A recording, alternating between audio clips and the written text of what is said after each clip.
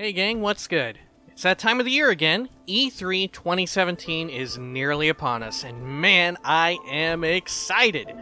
For the past couple of years, Bethesda Softworks, that's the publisher, has reserved a time slot at the conference. There, they've revealed games the likes of Doom, Prey, Dishonored 2, Quake Champions, and even Fallout 4. This year is no exception, and a few months ago they teased their conference with an image, showing off all of their major intellectual properties.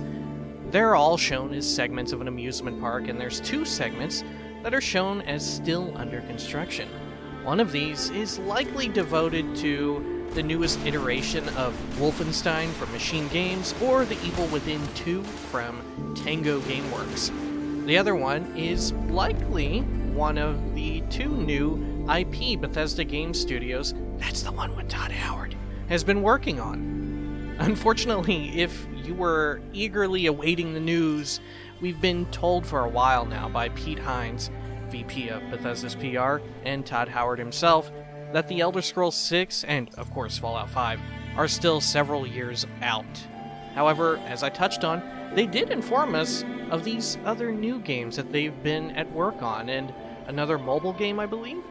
These two other non-mobile games are expected to be roughly, if not larger, in scale relative to Fallout 4 and Skyrim, as well as exhibiting the usual tropes of Bethesda's big games, and maybe that's for better or worse, depending on where you stand. I liked Fallout 4. Are you guys going to do an Elder Scrolls 6? I mean, that's kind of like the elephant in the room always when we talk about anything, and, you know, I think it's good to, in these moments, to tell our fans, yes, of course we are. Okay. It's something we love, but it is, I have to be careful what I say. It's a very long way off. I could sit here and explain the game to you, and you would say, that sounds like you don't even have the technology. How long is that going to take? And so it's something that is going to take a lot of time, what we have in mind for that game. And we actually have two other large projects we're also doing that are bigger than anything we've done. And people will probably hear about those even before Elder Scrolls 6. And that'll make sense many years from now. Okay. So that's amazing. So you have a vision in your head of what you want Elder Scrolls 6 to be. We think very long term. We're not a developer that's going to rush something like this out. Yeah. Any of our games. So when you think about what is the future of that kind of game, we have a pretty good idea of what it would be, and it's just going to take technology and time that really we don't have necessarily right now. Okay. Now, if you've had your ear to the ground, you may have already known that way back in, I believe, 2013, ZeniMax, Bethesda's parent company, filed trademark applications for Starfield.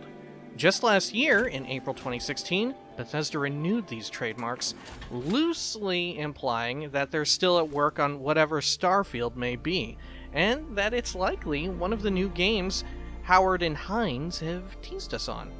Now, let's jump to just a few days ago, June 1st. On 4chan, someone claiming to be, specifically, a leaker at Bethesda threw out some details.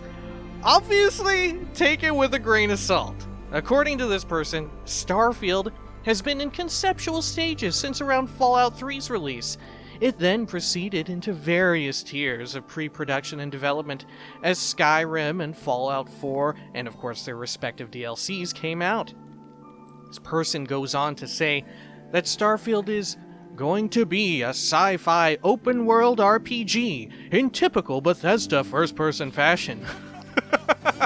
Well, with a name like Starfield and coming from Bethesda, that's not exactly a surprise now, is it?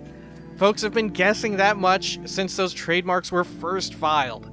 The supposed leak goes on to say that there'll be 5 to 10 races. It's not on Earth or in the solar system. There'll be space travel and many worlds to explore. Some of these worlds will be structured and handcrafted with quests and the usual affair. There'll also be worlds that have randomly generated elements. Starfield is supposedly going to feature more sandbox elements and probably lean more into a more iterated version of the building and crafting we saw in Fallout 4. Furthermore, this leaker claims that there's going to be ongoing hints of interconnectivity between the Fallout, Starfield, and Elder Scrolls games. They claim that the inclusion of the Nirnroot plant in Fallout 4 was more than just a silly non-canon nod to Bethesda's other games. Apparently, Fallout begins the universal timeline, followed by Starfield and then the Elder Scrolls in that order, chronologically. Any inconsistencies between these are just Elder Scrolls time wounds. I mean, I guess that's a little plausible. But on a closing note, the leaker goes on to say that Bethesda also has a licensing deal for Game of Thrones work, and that Elder Scrolls 7, not 6, but 7, is going to be Todd Howard's magnum opus. It sounds kind of like bullshit, right? Right?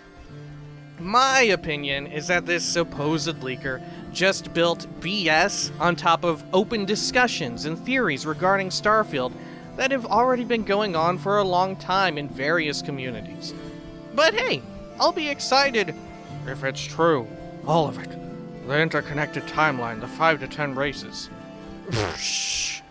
What we do know is that there's something called Starfield that Bethesda's working on and probably have been lightly teasing. Given the name, it probably is a space-centric sci-fi RPG.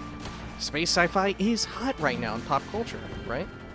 Heck, there's even a fair chance that we may hear about it at E3. Or maybe those two under-construction areas are simply both an Evil Within sequel and the newest Wolfenstein. We'll just have to keep our wits about us until June 11th at 10 p.m. Eastern. Peace.